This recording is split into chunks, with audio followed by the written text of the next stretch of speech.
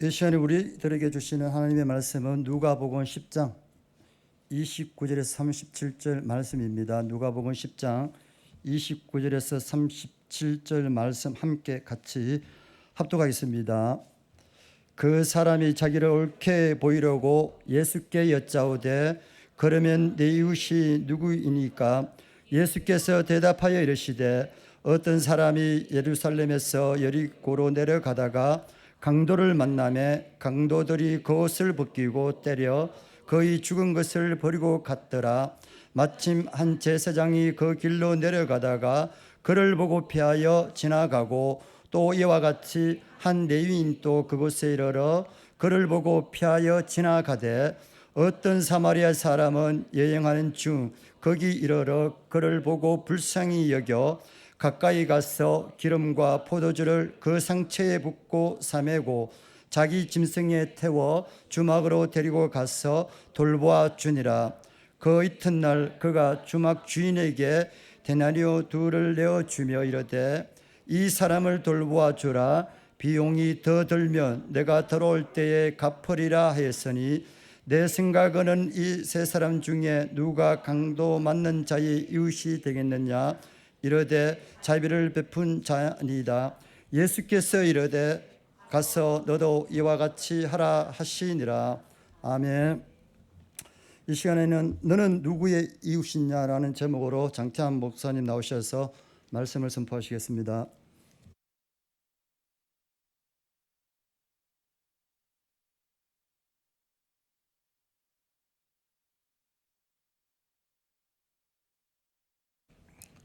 네, 중고청 수련회가 잘 끝났고요. 지금 여름 성경학교 진행 중입니다. 예전에는 이제 수련회 딱 끝나고 오면은 이때만큼은 아이들 눈빛이 반짝반짝거렸는데 더 안 좋은 네, 은혜 받고 오면은 한 일주일 동안은 눈이 반짝반짝거리고 예배 열심히 잘 드렸는데 뭔가 좀 다른 것 같아요. 수련회를 가보니까 진짜 예나 지금이나 똑같은 게 있는데 사람은 10명이 모이든 100명이 모이든 열심히 하는 애들은 두세 명이고 또 적당히 참여하는 애들은 두세 명이고 세상 다 이런 표정으로 앉아있는 애들이 두세 명이고 건물 밖에 나와서 돌아다니는 애들이 또 한 명 정도가 있고 우리 아이들도 한 10명 데리고 갔는데 딱 우리는 밖에 돌아다니는 애들이 조금 더 많은 것 같긴 하던데 하여튼 수련회 잘 끝나고 왔습니다. 자, 오늘 이제 본문 말씀은요 25절부터예요. 25절부터 한번 여러분들이 딱 성경을 한번 보면은 좋을 것 같습니다. 자, 율법 교사가 등장합니다. 율법 교사가 일어나서 예수님을 시험하여서 묻습니다. 자, 시험하여서 묻습니다. 몰라서 묻는 거 아닙니다. 시험하여서 묻습니다.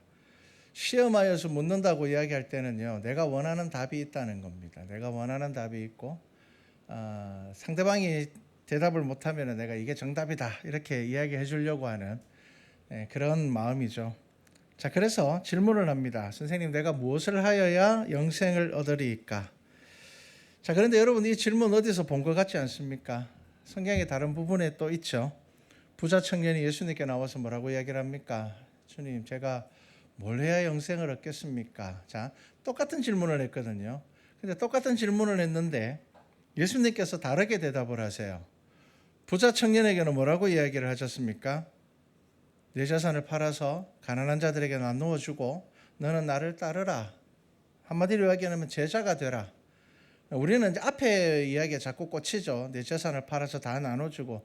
예수님이 하시고자 하시는 말씀은 그게 아니었습니다. 네가 내 제자가 되려면 그게 필요가 없다는 겁니다. 너 필요 없으니까 그건 나눠주고 너는 나를 따르거라. 얼마나 큰 하나님께서 얼마나 큰 은혜를 그에게 허락하셨습니까? 구체적으로 알려주셨죠. 그런데 율법 교사와의 대화는 좀 다릅니다. 물었습니다. 똑같은 질문을 했습니다. 근데 예수님께서 뭐라고 이야기를 하는가 하면은 율법에 무엇이라 되어 있으면 내가 어떻게 읽느냐. 자, 여기까지는 부자 청년과 좀 비슷하죠. 그러니까 그가 뭐라고 이야기를 합니까? 내 마음을 다하여 내 목숨을 다하고 딱 이제 또 이제 교과서적인 대답이 딱 나왔습니다. 자, 그러니까 예수님께서 이렇게 이야기를 합니다. 내 대답이 옳다. 이를 행하라. 그러면 살리라. 자, 너 네 대답 맞다. 맞는 대답이다. 그러니까 너도 그것 좀 행해라. 무슨 말입니까? 말만 하지 말고 율법 교사잖아요. 가르치는 사람이잖아요. 말만 하지 말고 가서 좀 행해라. 설교 듣고 아멘만 하지 말고 그 말씀을 내 삶에 좀 적용해라. 그 말입니다. 여러분, 우리가 나와서 하나님의 말씀을 듣는 것 여러분들이 아멘으로 다 받아들입니다. 문제는 뭘까요? 이 말을 여러분들의 삶에서 어떻게 적용하느냐의 문제입니다. 자, 당시 랍비들이 가르치는 아주 중요한 몇몇 가르침이 있는데 그 중에 하나가 뭐냐 하면 이겁니다. 너에게 해로운 일을 다른 사람에게 행하지 마라. 이것이 율법이며 나머지는 단지 그 해석일 뿐이다. 자, 쉽게 이야기를 하면요. 네가 다른 사람한테 잔소리 듣기 싫으면 너도 잔소리 하지 말라는 겁니다. 네가 다른 사람한테 지적받는 거 싫으면 너도 다른 사람 지적하지 말라는 겁니다. 누가 뒤에서 너 험담하는 거 너 듣기 싫으면 네가 다른 사람 험담하지 말라는 겁니다. 네가 험담 듣고 들어도 괜찮으면 하라는 겁니다. 이게 율법이라는 거죠. 어떻게 얼핏 보면요. 예수님이 하시는 말씀과 비슷합니다. 예수님께서 뭐라고 말씀하셨습니까? 너희들이 대접받고자 하면 너희들이 대접받고자 하는 대로 먼저 대접을 해라. 너희들이 받고 싶은 거를 먼저 해주라. 예수님께서 그렇게 말씀을 하셨죠. 어떻게 보면 약간 비슷한 부분들이 있습니다. 자, 그런데 유대인들의 가르침과 예수님의 가르침에 결정적인 차이가 있습니다. 그게 뭐냐 하면 이웃의 범위입니다. 그 말씀을 적용할 때 어디까지 그 말씀을 적용하느냐라는 범위의 문제가 있었습니다. 유대인들에게 있어서는 늘 이웃이 누구냐 하면 같은 유대인입니다. 경건한 사람들입니다. 적어도 성전에 들어와서 제사를 드릴 수 있는 사람들이 이웃입니다. 물론 그들이 가르칠 때는요, 이렇게 가르치기도 합니다. 급한 일이 있을 때는 이교도들과 배교자들도 구원해야 된다. 그렇게 말은 합니다. 그런데 결국은 끝에 가가지고는요, 우상 숭배자들은 제외시킵니다.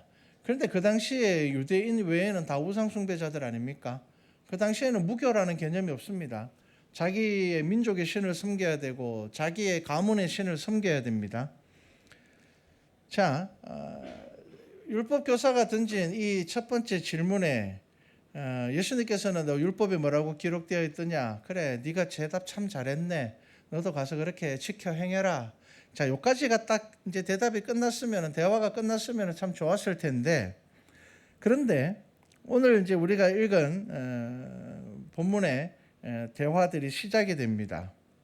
그 사람이 자기를 옳게 보이려고 예수께 여짜오되, 자, 이것도 궁금해서 묻는 거 아닙니다. 자기를 옳게 보이려고. 여기서 옳게 보인다라는 게 어떤 의미를 가지고 있을까요? 율법 교사잖아요. 그러니까 지금 이 사람은 그 당시에 지금 가장 많은 사람들에게 존경을 받고 있는, 많은 사람들의 입에 오르내리고 있는 이 예수님과의 대화가 1차 대화가 잘 끝났어요. 왜냐하면 예수님이 그 사람 보고 옳다, 너 참 대답 잘했다, 그렇게 이야기를 하셨거든요. 그러니까 이 사람이 이제 대화를 더 이어가려고 하는 겁니다. 그 당시에 이 교사들, 특히나 지혜가 있는 사람들은 위대한 랍비와 지혜를 겨루는 것을 아주 자기의 이름을 알릴 절호의 기회로 생각을 했습니다. 그러니까 저 사람 예수님과 대화해서 칭찬받은 사람이야. 우리도 왜 유명한 사람이 옆에 있으면 친해지려고 하잖아요. 유명한 사람하고 어떻게 연관이 되면은 그 사람하고 좀 잘 좋은 관계를 유지하려고 하잖아요. 똑같습니다. 사람의 마음이.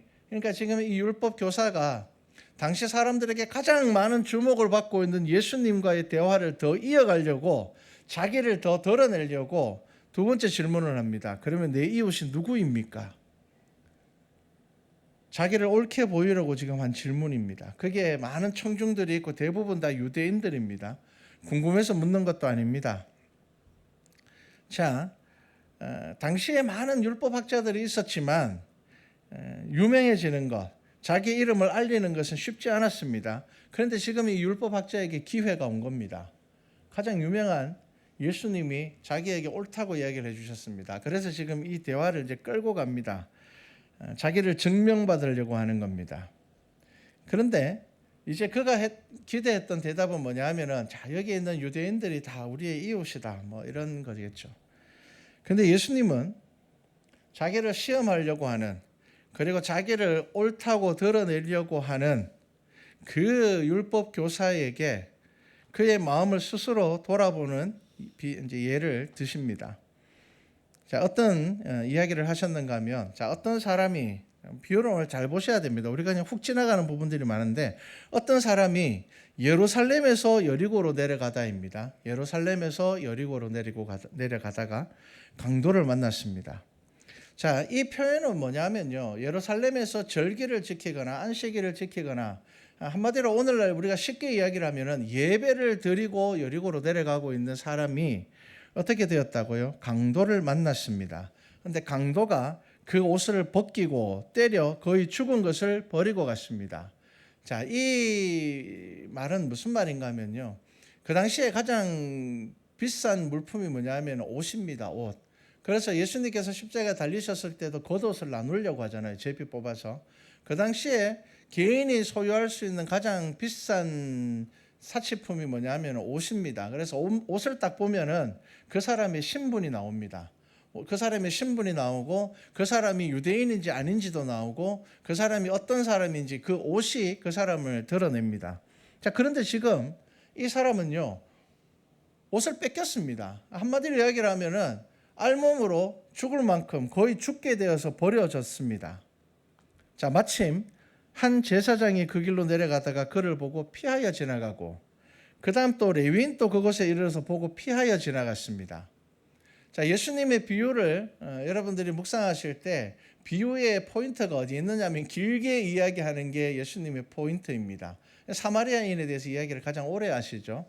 자, 마침이라는 31절에 보면 마침이라는 단어가 있는데, 이 단어는 헬라어로 보면요, 동시적인 의미입니다. 이게 무슨 말인가 하면은 거의 비슷한 시간이 지나갔다라는 겁니다. 그러니까 이 강도 당한 사람과 간발의 차이로 제사장이 왔다는 겁니다. 그러니까 다르게 이야기를 하면요, 조금만 더 빨리 갔다면, 이 강도 만난 사람이 없었다면은 제사장이 그 일을 당했을 수도 있는 겁니다. 그러니까 이렇게 제사장이 이게 완전 남의 일이 아니라 자기도 그 길을 가고 있었고, 자기보다 앞에 가던 사람이 강도를 만나서 이제 그런 어려운 일을 당한 거죠. 자, 제사장과 레위인이 강도 만난 자를 비정하게 외면한 것은 율법학자가 예수님에게 던진 질문, 누가 내 이웃입니까? 라는 그 질문 속에 이유가 들어 있습니다.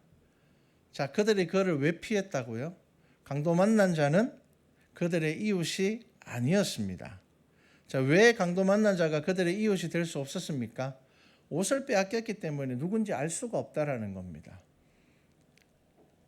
그 사람이 유대인인지 유대인이 아닌지 이방인인지, 그리고 또 온몸은 두들겨 맞아서 거의 죽을 만큼 맞았으니 그 사람이 어떤 사람인지 알 수가 없었습니다. 이 사람이 누구인지 알 수 없는 이상 제사장과 레위인에게 그는 이웃이 아니었습니다. 자, 그런데 사마리아인에 대해서 예수님께서 어떻게 말씀하시는가 하면은 이 비유에는요, 모든 것이 다 예수님의 의도가 들어 있습니다.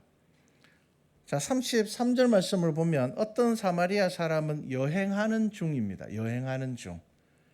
자, 아까 예루살렘에서 여리고로 가는 사람들은 어떤 사람이라고요? 예배 드리고 돌아가는 사람들입니다.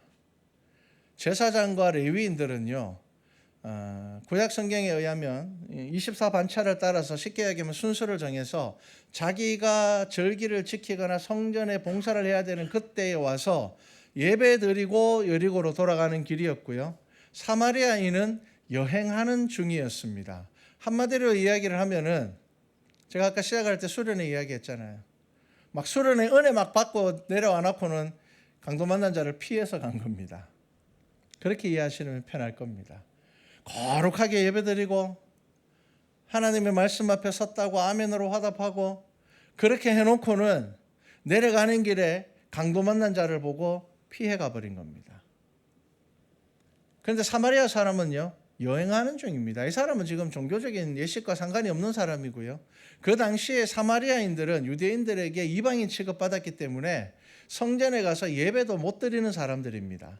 그러니까 사마리아인은 지금 예배를 드리고 뭐 은혜가 넘치고 뭐 이런 개념도 아닙니다. 그냥 여행하는 중이었습니다. 오히려 사마리아 사람은 회피할 수 있습니다. 나는 여행하는 중인데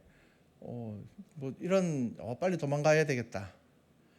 근데 제사장과 레위인은요, 예배를 드리고 내려오는 사람들이잖아요. 하나님 앞에 말씀을 듣고 내려오는 사람이고 자기에게 맡겨주신 그 사명을 거룩하게 감당하고 내려오는 사람이었잖아요.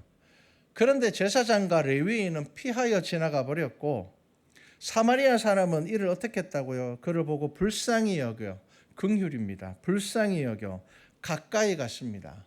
그리고 기름과 포도주를 그 상처에 붓고 이제 그를 주막까지 데리고 가서 치료하고 어떡합니까? 이 사람 조금 더 돌봐달라. 돈 더 들면 내가 가는 길에 내가 갚아주겠다. 자, 이렇게 예수님께서 비유를 하십니다. 자, 그리고 예수님께서는 뭐라고 이야기를 합니까? 그 질문을 던진 율법 교사에게 예수님께서 다시 질문합니다. 우리가 사복음서를 읽어보면요, 예수님께서 다시 질문하는 사람들은 누구냐면 대부분 예수님을 시험하려는 사람들입니다. 네. 자, 다시 질문합니다. 뭐라고 이야기하십니까? 내 생각에는 누가 강도 만난 자의 이웃이냐? 자, 이 예수님의 질문에 율법 교사의 교만과 이기적인 마음이 탁 드러나죠. 자, 뭐라고 이야기를 합니까? 그냥 사마리아 사람입니다라고 이야기하면 간단할 것을 뭐라고 대답합니까? 자비를 베푼 자이니이다. 이렇게 대답을 합니다. 지금 이 율법 교사는요, 사마리아인을 의롭다고 이야기하는 것 자체가 싫은 겁니다. 자기들이 짐승 취급하고 있는 이 사마리아, 이방인 취급하고 있는 이 사마리아인이 착한 일을 했다라는 것, 비유일 뿐이지만 실제적으로 일어난 사건도 아니고 예수님께서 비유로 말했음에도 불구하고 사마리아인이 착한 사람입니다라는 이야기를 하고 싶지가 않은 겁니다. 그래서 뭐라고요? 자비를 베푼 사람입니다. 여러분, 이 율법 교사의 이러한 대답이 뭡니까? 이미 그는 잘못된 이웃의 범위에 갇혀 있는 겁니다. 사람은요, 모든 피조물 중에 가장 다양한 감정을 가지고 있습니다. 그런데 이 감정이라는 것은요, 설명되지가 않습니다. 여러분, 사람을 미워하는 것도 설명되지 않고요, 사람을 사랑하는 것도 설명되지 않습니다. 우리는 내가 마음에 드는 사람에게서는 장점을 보려고 하고요, 싫어하는 사람에게서는 단점만 봅니다. 그래서 좋아하는 사람은 점점 더 좋아지고요, 싫어하는 사람은 점점 더 싫어집니다. 사실 그 사람은 똑같은데, 그 이전이나 지금이나 똑같은데 내가 한번 그 사람의 단점에 집중하기 시작하면요, 싫어집니다. 모든 사람들이 그렇습니다. 그런데 그 감정을 다스릴 줄 아는 사람이 성숙한 사람입니다. 초등학교 애가 시를 하나 적었는데요, 기가 막힌 시가 하나 있어서 제가 들려드리겠습니다. 아이들이 정말 아이들의 눈으로 보는 이 부모의 모습이 정말 대단한 것 같아요. 시 제목이 뭐냐면 어쩌라는 말인지입니다. 제목부터 범상치 않죠. 자, 어머니들은 이제 잘 들어보십시오. 이게 무슨 의미인지. 눈을 바라보면 뭘 잘했다고 똑바로 봐. 고개를 떨구면 엄마 제대로 안 봐. 대답 안 하면 왜 대답을 안 해? 대답하면 뭘 잘했다고 말대꾸야. 울면 뭘 잘했다고 울어. 웃으면 맞기 시작한다. 기가 막히죠, 애들이. 눈 보면은 뭐 잘했다고 쳐다보노 그러고, 안 보면은 딴 생각하고 있지 그러고, 대답하면 어디 말대꾸 안 하고 그러고, 그죠? 대답 안 하면 왜 대답 안 하냐고 혼내고, 울면은 뭐 잘했다고 우냐 그러고, 웃으면 이게 미쳤나 그러고 혼내는 거죠. 여러분, 감정이라는 것은요, 결국은 내 속에 있는 거예요. 내가 그 사람을 미워하기 시작하면 끝없이 미워하게 되는 겁니다. 그 사람을 사랑하려고 애쓰면요, 사랑하게 돼요. 여러분 우리나라 말에 어른이라는 개념이 뭔지 아십니까? 나이를 많은 사람을 어른이라고 이야기하지 않습니다. 늙는다고 이야기를 합니다. 어른은 뭔지 아십니까? 감정을 다스리고 말을 다스리는 사람이 어른입니다. 믿음도 마찬가지입니다. 욕심을 다스리고 고집을 다스리고 생각을 다스려야지 믿음이 자라는 겁니다. 창세기 4장에 보면요, 인류 최초의 살인이 나옵니다. 아담의 첫째 아들인 가인이 둘째 아들인 아벨을 쳐 죽입니다. 그런데 이 죽이는 내용이 보면요, 별거 아닌 걸로 시작합니다. 가인과 아벨이 하나님 앞에 제사를 드렸는데 하나님께서 아벨의 제사를 받고 가인의 제사를 받지 않으셨어요. 그냥 하나님께서 임의로 받고 임의로 안 받고 이게 아니었습니다. 분명한 이유가 나옵니다. 가인은 믿음으로 제사를 드리지 않았어요. 어쩔 수 없는 의무로 제사를 드렸어요. 아버지인 아담으로 인하여서 하나님이 어떤 분이신지를 알고 하나님과 동행하였을 때 이야기도 들었고 우리가 에덴 동산에 살다가 쫓겨났다라는 이야기도 들었고 그러니까 머릿속으로는 하나님이 어떤 분인지 알지만 그 속에 믿음이 없었습니다. 그런데 제사를 안 드릴 수는 없으니 가인은 그냥 대충 드렸어요. 그런데 아벨은 그 속에 믿음을 가지고 드렸습니다. 자, 그러니까 하나님께서는 믿음을 가지고 드리는 아벨의 제사를 받으시고 가인의 제사를 받지 않았어요. 그러면은 신경질이 난다면 하나님 앞에 왜 하나님 제 제사는 받지 않으셨습니까? 라고 이야기를 했으면 됐을 텐데 가인의 마음속에 뭐가 있었는가 하면 시기와 질투가 있었어요. 내 제사는 하나님께서 안 받으시는데 내 동생 제사를 하나님께서 받으셨어. 그러니까 그 시기가 자라서 결국 뭐가 됩니까? 분노가 되는 겁니다. 자, 가인이 아벨을 죽이기 전에 하나님께서 가인에게 하시는 이야기가 있습니다. 이게 창세기 4장 7절 말씀인데 이렇게 말씀합니다. 내가 선을 행하면 어찌 낯을 들지 못하겠느냐. 선을 행하지 아니하면 죄가 문에 엎드려 있느니라. 죄가 너를 원하나 너는 죄를 다스릴지니라. 가인이 아벨을 죽이기 전에 하나님께서 지금 가인에게 무슨 말씀을 하시는 줄 아십니까? 자, 어차피 인간들은 지금 죄를 지어서 이제 죄인이 되어서 에덴 동산에서 쫓겨났습니다. 자, 그래서 인간이 할 수 있는 최선의 방법이 뭐냐면 죄를 다스리는 거였습니다. 선을 행하지 않으면 어떻게 된다고요? 죄가 문에 엎드려 있다는 겁니다. 문에 엎드려 있다는 말은 무슨 말입니까? 요 문 딱 열면은 그 죄가 들어온다는 겁니다. 하나님께서 그렇게 이야기하셨음에도 불구하고 가인이 어떡합니까? 아벨을 들로 데리고 나가서 죽여버립니다. 왜 들로 데리고 나갔을까요? 아버지 아담이 없는 곳으로 데리고 나간 겁니다. 그래서 죽였습니다.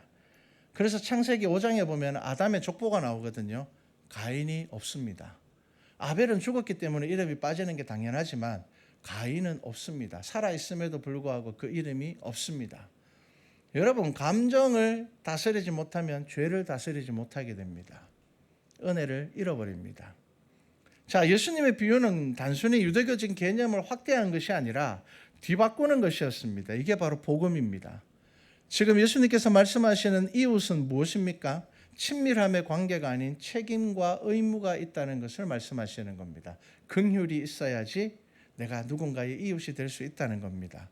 자, 예수님은 지금 율법 교사가 던진 질문이 그 자체가 잘못되었다는 겁니다. 뭐라고 질문했습니까? 누가 내 이웃입니까? 라고 질문을 했죠. 예수님께서는 지금 뭐라고 이야기하시는 줄 아십니까? 너는 누구의 이웃이 되었느냐라고 묻는 겁니다. 너는 누구의 이웃이 되었느냐고 말씀하시는 겁니다. 누가 너를 이웃이라고 생각하느냐고 질문을 하시는 겁니다. 누가 내 이웃입니까? 라는 것은요, 지극히 자기중심적이고 이기적인 질문입니다. 너는 나한테 잘해주니까 내 이웃. 너는 내 생일을 잊지 않았으니까 내 이웃. 너는 내가 잘해준 거 잊지 않으니까 내 이웃. 너는 내가 듣고 싶은 이야기 많이 해주니까 너는 내 이웃. 여러분, 이것은 내가 기준이 되어서 내 이웃을 선별하는 거죠. 예수님께서는 그 반대로 말씀하시는 겁니다. 너는 도대체 누구의 이웃이 된 적이 있느냐는 겁니다. 이 질문은 나에게서 이웃을 정하는 자격을 찾는 것이 아니라 상대방에게서 그것을 찾는다는 겁니다. 성경은 그것을 먼저라고 표현합니다. 요한일서 4장 19절에 보면 우리가 사랑하면 그가 먼저 우리를 사랑하셨습니다. 먼저라는 겁니다. 하나님께서 먼저 우리의 뭐가 되셨다고요? 친구가 되어 주셨다는 겁니다. 우리를 자녀 삼아 주셨다는 거죠. 우리가 예수님의 사랑을 받는 것은 자격이 아니라 하나님께서 우리를 사랑하시기로 작정하셨기 때문이라는 것입니다. 그래서 예수님께서 지금 저와 여러분들에게 말씀하시는 겁니다. 내가 먼저 행함으로 이웃이 되는 것이다. 내가 먼저 사랑함으로 이웃이 되는 것이다. 예수님을 믿는다는 것은 십자가의 사랑의 은혜를 힘입어서 우리가 누군가에게 이웃이 될 용기를 가지는 것입니다. 그래서 억지로 이웃이 될 수는 없습니다. 그 속에 무엇이 필요할까요? 긍휼의 마음이 필요합니다. 지금 예수님께서 저와 여러분들에게 이 비유를 통하여서요, 굉장히 냉정하게 이 말씀하시는 겁니다. 제사장과 레위인은 예배 드리고 돌아가는 길에도 그 불쌍한 자의 이웃이 되지 않았다는 겁니다. 막 수련회 막 2박 3일 동안 막 방언 은사 받고 막 그래 놓고는 집에 가는 길에 싸우는 겁니다. 여러분, 그것이 우리의 연약함이고 그것을 지금 예수님께서 이야기하시는 겁니다. 제사장과 레위인은 예루살렘에서 자기의 종교적인 직분을 감당하고 내려가면서 그러면서 그들은 강도 당한 자를 피하여서 가버렸고, 사마리아인은 여행하는 중이었는데 그를 보고 불쌍히 여겨서 그를 돌보고 그를 싸매고 그를 돌아봤다는 겁니다. 예수님께서 뭔 말을 하시는 겁니까? 누가 이웃이냐는 겁니다. 누가 이웃이 되었냐는 겁니다. 우리는 늘 내가 기준이 되어서 내 이웃을 정합니다. 여러분, 내가 옳다는 겁니다. 내가 기준이 되어버리는 겁니다. 예수님께서 그렇게 하지 말라는 겁니다. 예수님께서는 우리의 이웃이 되기 위하여 자신의 모든 것을 내어 놓으셨습니다. 십자가에 달려 죽으셨죠. 낮은 곳으로 오셨습니다. 육신의 고난을 기꺼이 감당하셨습니다. 그리고 죽으시고 부활하심으로 인하여서 우리에게 자신을 증거하셨습니다. 죽는 게 손해가 아니라는 것을 증거하셨습니다. 이 땅에서 살아갈 때에 손해보는 것, 그것 손해로 끝나지 않는다는 것을 예수님께서는 부활로 우리에게 증거하신 것입니다. 예수님께서 낮아지심으로 먼저 우리의 이웃이 되셨다면 우리 또한 그렇게 해야 될 것입니다. 그래서 이 비유의 말씀은 참 중요합니다. 율법 교사에게 지금 무슨 이야기를 하고 있는 겁니까? 네가 왜 이웃을 정하냐는 겁니다.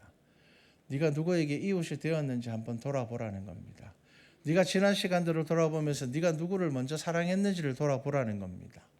네가 먼저 다가간 적이 있는지를 돌아보라는 겁니다. 늘 우리의 기준은 뭐냐면 저 사람이 나한테 잘해주면, 그런 사람들끼리 모여있으면 누가 잘해주겠습니까? 서로 다 상대방이 먼저 잘해주기를 바라고 있는데 아무것도 이루어지는 것이 없습니다. 성경은 우리에게 많은 불편함을 이야기하죠. 고난을 이야기하죠. 십자가 이야기하죠. 그런데 우리는 그 불편함보다 편안함을 더 이야기하고 누군가의 이웃이 되기보다는 간섭받지 않고 살아가는 편리함의 마음을 빼앗깁니다. 여러분, 결국 이웃이 되지 못하고 고립되어 가는 겁니다. 여러분, 하나님 나라는 어떤 사람들이 갈까요? 이웃 될 수 있는 사람들이 가는 겁니다. 하나님 나라는 이웃 될 수 있는 사람들이, 여러분 천국 가서 뭐 다 독방 쓸 거라고 생각하십니까? 그렇지 않습니다. 하나님의 나라는 지금 누가 가는지를 예수님께서 자꾸 이런저런 비유를 통하여서 우리에게 말씀해 주시는 겁니다. 이웃이 되지 못하는 사람들은 하나님의 나라에 가지 못할 것입니다. 하나님께서 구원의 은혜를 허락하셨음에도 불구하고, 왜냐하면 거기 가면 이웃이 되어야 되기 때문입니다.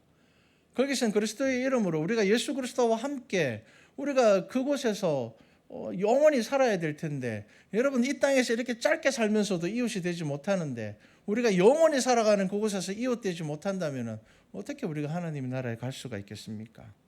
천국과 지옥이 뭘 것 같습니까? 지금 우리가 가지고 있는 이 고집 그대로 가지고 가면 거기가 천국, 지옥이 되는 겁니다. 그런데 우리가 예수 그리스도의 말씀 안에 교훈을 얻고 나의 삶 가운데서 애쓰며 그래야 해서 구원의 은혜를 누리면서 살아가게 되는 그 삶을 가지고 가게 된다면 그곳이 천국이 될 것입니다. 자, 오늘 말씀은 저와 여러분들에게 질문하고 있습니다. 너는 누구의 이웃이 되었느냐?